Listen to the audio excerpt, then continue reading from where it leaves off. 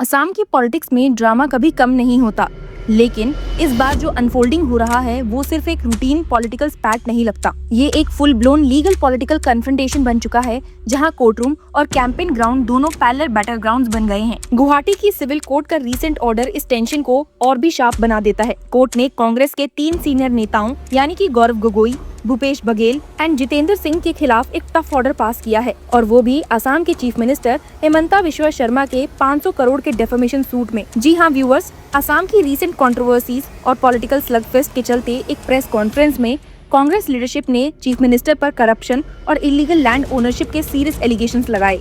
गौरव गोगोई ने क्लेम किया कि सीएम और उनके परिवार ने allegedly around 12,000 bighas of land accumulate किए हैं। ये एलिगेशन कोई स्मॉल पॉलिटिकल जैब नहीं था, ये एक सिस्टमैटिक इम्प्रॉपर्टी का चार्ज था, जिसका नेचुरल कंसीक्वेंस लीगल स्क्रूटनी ही होना था। गौरव गोगोई ने एक पब्लिक पोर्टल लॉन्च करने की भी बात की, जिसके थ्रू सिटीजन से एलिज्ड लैंड होल्डिंग के बारे में इंफॉर्मेशन कलेक्ट की जा सके। इसके जवाब में सीएम हेमंता बिश्वा शर्मा ने एक एग्रेसिव लीगल रिस्पॉन्स चूज किया। उन्होंने डेफेमेशन प्रोसीडिंग्स इनिशिएट किए और 500 करोड़ डैमेजेस का क्लेम फाइल किया, कांग्रेस लीडर्स पर false, malicious and defamatory allegations का चार्ज लगाते हुए। पॉलिटिकल ऑब्जर्वर्स के लिए ये मूव एक कैलकुलेटेड सिग्नलिंग भी है। मैसेज क्लियर था कि एलिगेशन के पॉलिटिकल कंसीक्वेंसेस के साथ साथ लीगल कंसीक्वेंसेस भी हो सकते हैं। Hello law lovers and justice seekers, welcome to law Chakra. हम आपके लिए लेकर आए हैं कुछ बहुत ही exclusive. Introducing law Chakra prime membership, जो आपको देगा exclusive access like never before. बनिए लॉ चक्रा की प्राइम मेंबर और अनलॉक कीजिए full potential of legal knowledge. अभी ज्वाइन कीजिए। अब इस स्टोरी में ट्विस्ट तब आया जब इस मामले में सुनवाई हुई और कोर्ट ने अपना एक बड़ा ऑर्डर पास किया, क्योंकि ये सिर्फ एलिगेशंस वर्सेस रिबटल्स का टिपिकल एक्सचेंज नहीं रहा। ये मामला अब जुडिशली मॉनिटर टेरिटरी में एंटर कर चुका है। सिविल जज सीनियर डिवीजन नंबर 1 नयन ज्योति शर्मा ने ऑर्डर पास करते हुए ऑब्जर्व किया कि अगर एड इंटरिम इंजंक्शन ग्रांट नहीं की गई तो डिफीट द जस्टिस हो सकता है और मल्टीप्लिसिटी ऑफ प्रोसीडिंग्स का रिस्क भी है। सिंपल टर्म्स में बोले तो कोर्ट का कंसर्न ये था कि अगर एलिज्ड डिफेमेटरी रिमार्क्स कंटिन्यू हुए तो मल्टीपल लीगल डिस्प्यूट्स खड़े हो सकते हैं, जो जुडिशियल रिसोर्सेज और फेयरनेस दोनों को कॉम्प्लिकेट करेंगे। इसीलिए अपने एक बड़े ऑर्डर में चीफ मिनिस्टर के खिलाफ डेफेमेटरी स्टेटमेंट्स करने से कांग्रेस लीडर्स को एड इंटरिम इंजंक्शन के जरिए रिस्ट्रेन कर दिया गया है। ऑर्डर कहता है कि जब तक डिफेंडेंट्स 9 मार्च को पर्सनली अपेयर नहीं करते, तब तक वो मेकिंग, पब्लिशिंग, सर्कुलेटिंग और disseminating any further defamatory statement से बार्ड है। आपको बता दूं कि ये इंजंक्शन एक प्रिवेंटिव जुडिशियल शील्ड जैसा काम करता है, जो एलिजिबली हार्मफुल स्पीच को टेम्परली फ्रीज करता है। दर्शकों, यहीं पर गौरव गोगोई का रिएक्शन नैरेटिव को और ज्यादा कंबस्टेबल बना देता है। उन्होंने मीडिया से बात करते हुए कहा, I would prefer to fight on the streets, not in the court. ये एक सिंबॉलिक पॉलिटिकल फ्रेमिंग है, कोर्ट रूम वर्सेस जनता का कोर्ट। गौरव गोगोई ने और भी शार्प रिमार्क दिया, ये कहते हुए that how can someone without honour be defamed. उन्होंने चीफ मिनिस्टर पर पॉलिटिकली इनसिक्योर होने का आरोप लगाया, ये कहते हुए that the chief minister has chosen to go to court because he has become politically insecure. If he has courage, he would fight us face to face in the court of the people. ये language legal restrain के backdrop में और भी ज्यादा dramatic लगती है, क्योंकि injunction technically further remarks को रिस्ट्रिक्ट करता है। पॉलिटिक्स और लॉ का ये डांस इस कन्फ्रंटेशन को लेयर्ड बना देता है। ध्यान देने वाली बात ये है कि ये सूट सिंगल इंस्टेंस नहीं है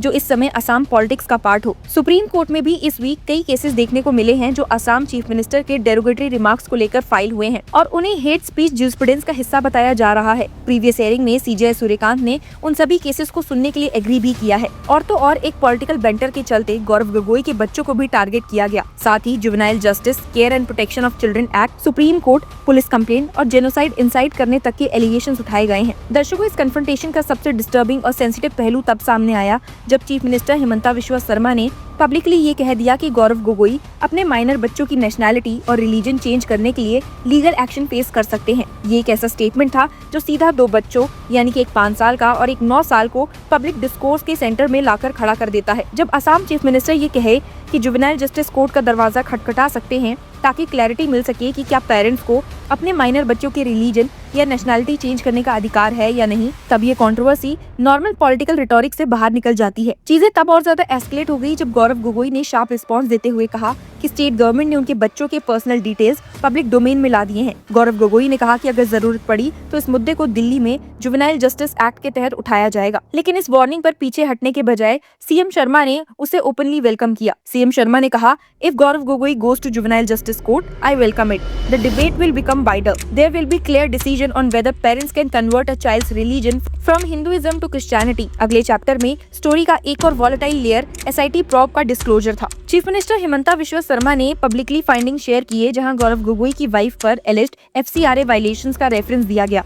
गौरव गोगोई ने इसे आउटराइट डिसमिस कर दिया, calling it an imaginary story. बस यही सब वो चेन एक्शंस हैं जिसका नतीजा प्रेजेंट केसेस इन कोर्ट्स के रूप में देखा जा रहा है। आपको बता दूं कि प्रेजेंट केस के कंटेक्स्ट में डेफेमेशन लॉ का डायमेंशन समझना बहुत जरूरी है। इंडिया में डेफेमेशन सिविल और क्रिमिनल दोनों फ्रेमवर्क्स में एग्जिस्ट करता है। Civil defamation primarily reputation damage के लिए मॉनेटरी कंपनसेशन सीक करता है, जबकि क्रिमिनल डेफेमेशन IPC या BNS प्रोविजंस प्यूनिटिव कॉन्सिक्वेंसेस ला सकते हैं। 500 करोड़ डैमेजेस का क्लेम सिंबॉलिक भी हो सकता है और डेटरेंट भी। Courts traditionally exaggerated damages claims को केयरफुली स्क्रूटनाइज करते हैं, लेकिन हाई वैल्यू सूट्स का साइकोलॉजिकल इम्पैक्ट अनडिनाइबल होता है। पॉलिटिकल इकोसिस्टम में ये भी एक ब्रॉडर पैटर्न का हिस्सा लगता है, जहां लीडर्स इंक्रीजिंगली लीगल रिकोर्स का यूज कर रहे हैं अपनी रेपुटेशन डिफेंड करने के लिए और स्पीचेस को फ्लैग करने के लिए। क्रिटिक्स इसे लीगल इंटिमिडेशन बोलते हैं, सपोर्टर्स इसे रूल ऑफ लॉ का एजर्शन।